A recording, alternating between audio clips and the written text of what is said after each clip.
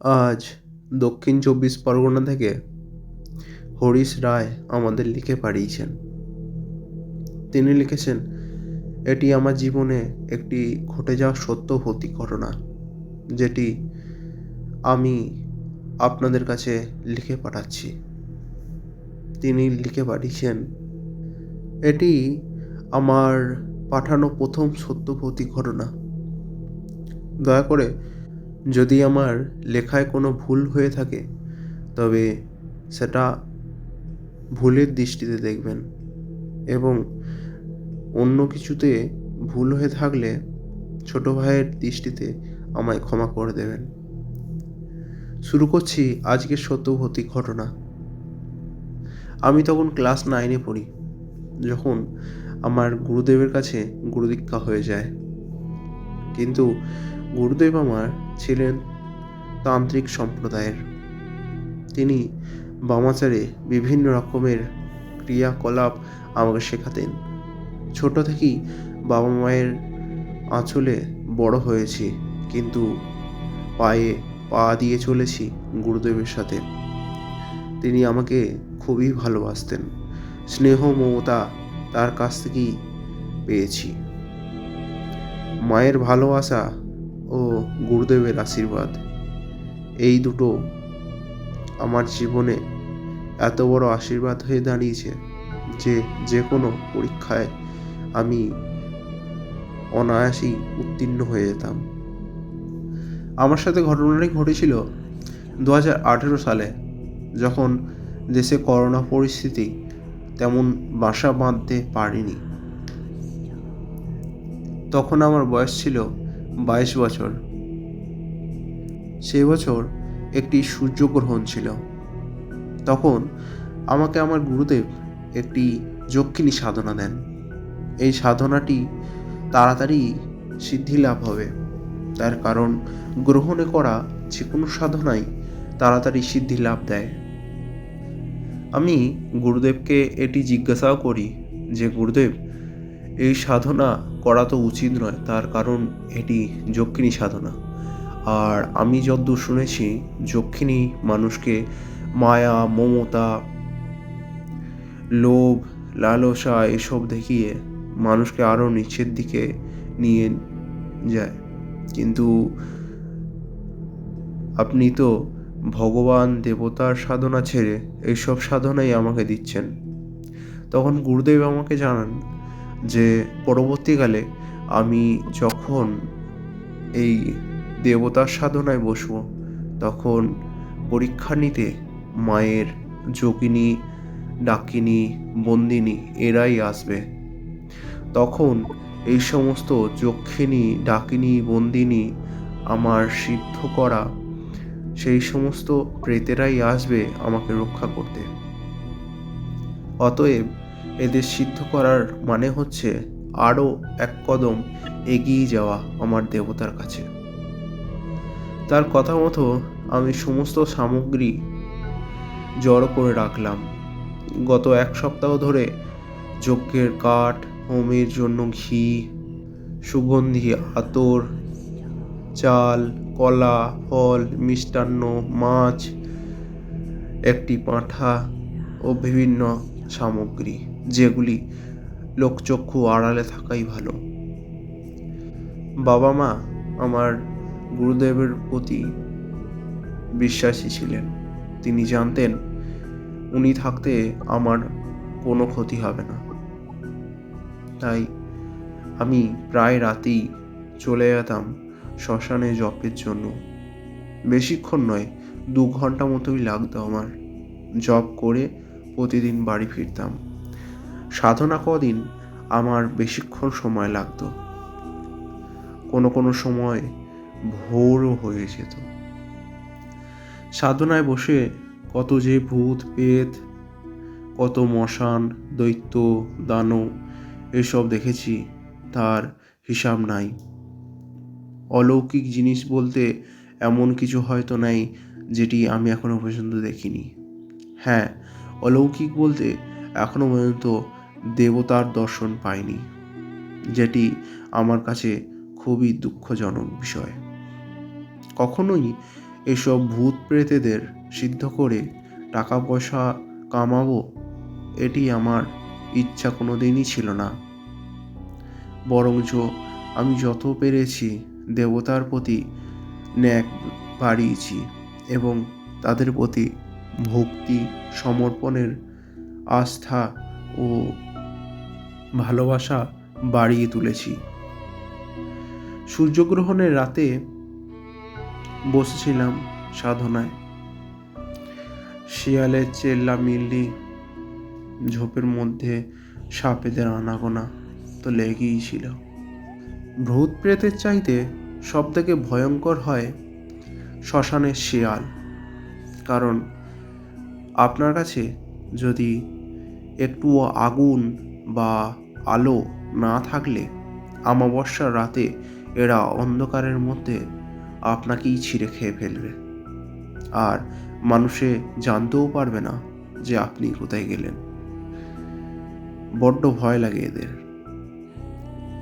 মায়ের নাম নিয়ে বসে পড়লাম সাধনায়। শুরু করলাম হোম, জপের মালা সঙ্গে নিয়ে জপ শুরু করলাম।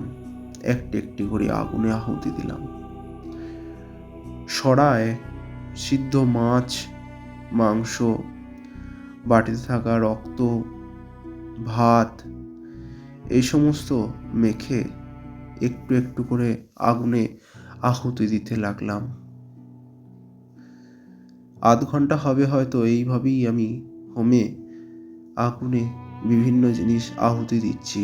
সুগন্ধি দ্রব্য, আতর, ফুল, চন্দন, মধু, ঘি, এই সমস্ত আহুতি দিতে দিতে চারিদিকে বিভিন্ন ধরনের অপদেবতা ও প্রেতেরা আগমন করছে।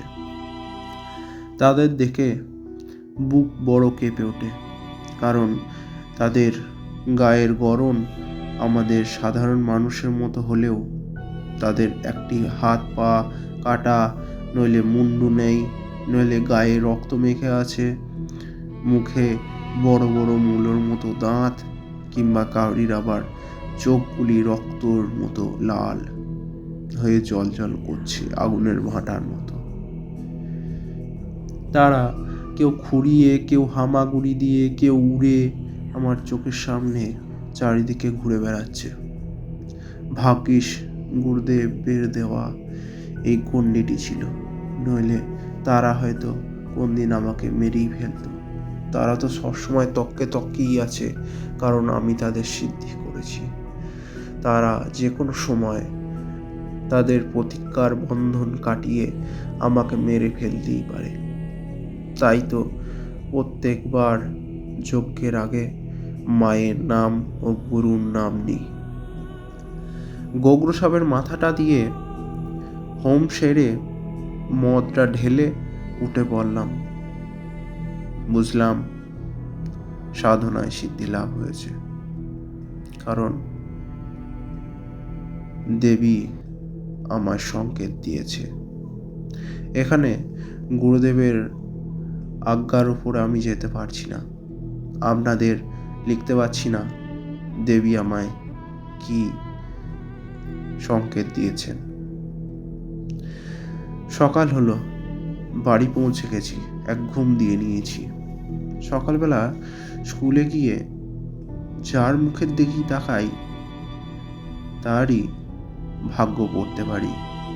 সে কি খেয়ে এসেছে, কি বাড়ি গিয়ে খাবে, কি করবে বাড়ি গিয়ে, শরীর কেমন আছে, তাদের মন কেমন আছে, এই সমস্ত কিছু ছোটখাটো সিদ্ধি তো গুরুদেবের কাছ থেকেই পেয়েছি, তেমন কিছু নতুন নয়।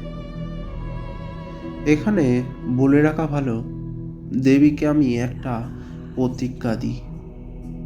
তিনি যখন আমার সামনে প্রকট হন এবং প্রতিজ্ঞাবদ্ধ হন, তখন আমি তাকে মারূপী সিদ্ধ করার কথা বলি। তিনি এতে অনেকটা ক্ষুব্ধ হয়ে যান, কারণ কোনো যক্ষিণী বা পিশাচিনী কেউই চায় না যে তারা মা রূপে সিদ্ধ হন। তারা সবসময় চায় যে সঙ্গিনী রূপে সিদ্ধ হয়ে সাধকের আত্মা তার কবলে নিতে। এখানে তিনি আমাকে প্রতিজ্ঞা দেন যে আমি যখন খুশি তাকে ডাকবো, তিনি সবসময়ই চলে আসবেন। আর একটি সিদ্ধি দেন এবং এটাও বলেন, এরপর থেকে কোনো মহিলাকে আমি নিজের মা ছাড়া অন্য কোনো দৃষ্টিতে দেখতে পাবো না। ছোট থেকেই মনের উপরে আমার বিরাট জোর। যে কোনো মানুষকে বলা ভালো, যে কোনো মহিলাকে আমি মা রূপেই দেখি। স্কুলে যাকে খুশি তার মনের কথা বলে দেওয়ায় এবং সে কি খেয়ে এসেছে, গিয়ে কি খাবে, এইসব কথা বলে দেওয়ায় সাধারণ ছেলেগুলো আমাকে দেখে অবাক হয়ে যেত, কারণ তারা জানে না যে আমি কি সিদ্ধি করেছি। তারা অবাক হয়ে যেত আমার সিদ্ধি দেখে। বাড়িতে এইভাবেই মা বাবাকেও চমকে দিয়েছিলাম। তারাও জানে না যে আমি কি সিদ্ধ করেছি, তবে তারা আমার গুরুদেবের প্রতি একদম বিশ্বাসী। এখানে বলা ভালো যে তারা আমার থেকেও বেশি বিশ্বাসী আমার গুরুদেবের উপরে। এই বিষয়ে একটি ঘটনা আগেও ঘটে গেছে, সেটি না হয় আপনাদের পরে জানাবো। এইভাবে আস্তে আস্তে অনেকে জানতে লাগে যে আমার কাছে সাধনার সিদ্ধি আছে, যেটির ফলে আমি তাদের মনের কথা জানতে পারি এবং তাদের সাথে কি ঘটতে চলেছে সেটারও আভাস পেয়ে যাই। এইভাবে আমার জীবন কাটছে। হঠাৎ একদিন এমন একটি ঘটনা ঘটল যেটি আমার মনকে বিতাড়িত করে দিল। পাশের বাড়ি টুনি নামে একটি বাচ্চা মেয়ে ছিল, সে আমাকে দাদা বলে ডাকতো। ভাইফোঁটায় আমাকে ভাইফোঁটাও দিয়েছে। রাত্রেবেলা হঠাৎ ঝড় উঠল আমার বাড়িতে। কেন জানি না, চারিদিকে বাতাস নিস্তব্ধ হওয়া সত্ত্বেও আমার বাড়িতেই কেন এত ঝড়ের মতো আবেগ। রাত্রে যখন শুতে গিয়েছি, হঠাৎ স্বপ্নে দেখি যক্ষিণী এসেছে। আমি বললাম, প্রণাম নিও মা। সে বলল, মা চুলোয় রাখ তোর মা। তোকে বলেছিলাম না, কোনো মহিলাকে তুই মা ছাড়া অন্য কোনো দৃষ্টিতে দেখতে পারবি না। যেহেতু আমি তোর সাথে আছি, তা সত্ত্বেও তুই ওই বাচ্চা মেয়েটিকে নিজের বোন রূপে আর মা রূপে দেখেছিস। এটি তোর অন্যায়। মা রূপে তুই শুধু আমাকেই দেখবি। তুই আমার ছেলে, আর কাউরির নয়।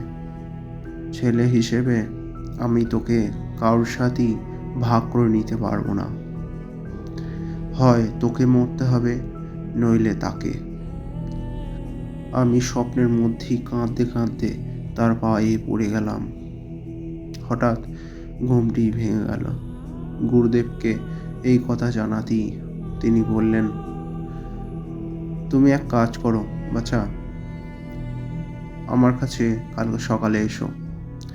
কালকে সকালে আমি তোমার এটি একটি ব্যবস্থা করব। সকালে গুরুদেবের কাছে গিয়ে তিনি আমার হাতে একটি কবচ বেঁধে দেন। তিনি বলেন, সামনের শনিবারে আমি এর একটি ব্যবস্থা করছি। যেহেতু তুমি এই যক্ষিণীকে সিদ্ধ করেছ, তাই একে তোমার কাছ থেকে দূর করতে হবে। খবরদার, এই গণ্ডির বাইরে তুমি যেন আমাকে ফোনেতে কোনো কথাই বলবে না ওর ব্যাপারে, নইলে সে সতর্ক হয়ে যাবে। যতক্ষণ তুমি এই গণ্ডির ভেতরে আছো, ততক্ষণ সে কিচ্ছু বুঝতে পারছে না যে আমার কাছে তুমি কিসের জন্য এসছো। কেউ যেন না জানতে পারে ঘুণাক্ষরেও যে এই যক্ষিণী তোমার সাথে আছে, নইলে এই যক্ষিণী তোমায় ছাড়বে না। পরের সপ্তাহে শনিবারে আমি গুরুদেবের কাছে যাই। গুরুদেব দেখি যজ্ঞের ব্যবস্থা করেছেন। তিনি সেই যক্ষিণীকে স্বস্থানে প্রকট করেন এবং একে অপরকে প্রতিজ্ঞা নিতে বলেন যে আমরা কেউ আর একে অপরকে কোনোদিনই ডাকবো না, আর কোনোদিন যদি ডাকিও একে অপরকে সাড়া দেবো না। এইভাবে গুরুদেব যক্ষিণীকে আমার থেকে আলাদা করে দিলেন। কিন্তু এখানে একটা জিনিস বলে রাখা ভালো, যক্ষিণী যখন আমার কাছ থেকে দূরে যায় তখন সে কখনোই খুশি ছিল না। সে আগুনে জ্বলছিল, রাগে গজগজ করছিল, দাঁত কিরমির করছিল এবং রাগের চোটে চোখ বড় বড় করে আমার দিকে তাকাচ্ছিল, যেন সে সুযোগ পেলেই আমাকে সেই স্থানেই মেরে ফেলতো যদি না গুরুদেব থাকতেন। আপনাদের কাছে আমার একটি রিকোয়েস্ট থাকলো, যদি কখনো আপনারা আপনাদের শিষ্যদের এইভাবে সাধনা দেন, দয়া করে কখনোই নোংরা অপশক্তিদের সাধনা দেবেন না, কারণ এতে তাদের ক্ষতি হতে পারে।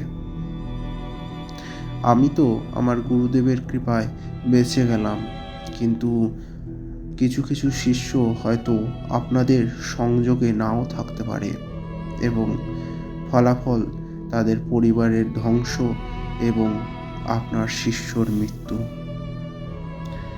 তাই খুবই সাবধানে থাকবেন। আর বর্তমানে যারা গুরু ছাড়া সাধনা করছেন, দয়া করে এসব নোংরা অপশক্তি থেকে দূরেই থাকুন। ভগবান পরম শক্তিশালী, তিনি দিতে পারেন হেন কিছু নেই এহ জগতে। নমস্কার। কেমন লাগলো আজকের ঘটনা অবশ্যই কমেন্টে লিখে জানান, এবং ভিডিওটি ভালো লাগলে একটি লাইক করে দেবেন এবং শেয়ার করে দেবেন নিজের বন্ধুদের কাছে, যাতে তারাও এমন সত্যভৌতিক ঘটনা শুনতে পায়। আর আপনাদের কাছেও যদি এমন সত্যভৌতিক ঘটনা থেকে থাকে কিংবা আপনাদের জীবনে ঘটে থাকে, আমাদেরকে স্ক্রিনে থাকা জিমেলে লিখে পাঠান। ক্ষমা করবেন, ভিডিওটির মাঝে আমি একটি অডিও অ্যাড করছি। সেটি হলো, আমি যখন এর আগের ভিডিওটি রেকর্ড করতে যাই তখন আমি জানি না টেকনিক্যাল গ্লিচই হোক আর অন্য কোনো কারণেই হোক, ভিডিওটি 2 থেকে 3 বার রেকর্ড করতে গিয়ে আওয়াজগুলি রেকর্ড হয়নি। কেন জানি না, এটি মানে প্যারানর্মাল কিছু না অন্য কিছু হতে পারে, টেকনিক্যাল গ্লিচও হতে পারে। তবে এই ঘটনাটি আমার খুবই আশ্চর্যজনক লাগলো। আর ভিডিওগুলিতে যদি আমার কিছু ভুল হয়ে থাকে একান্তভাবে আমাকে ক্ষমা করে দেবেন, তার কারণ এই জিনিসগুলো আমি বুঝতে পারি না, যেহেতু আমি নতুন ভিডিও ক্রিয়েট করছি। তাই নমস্কার।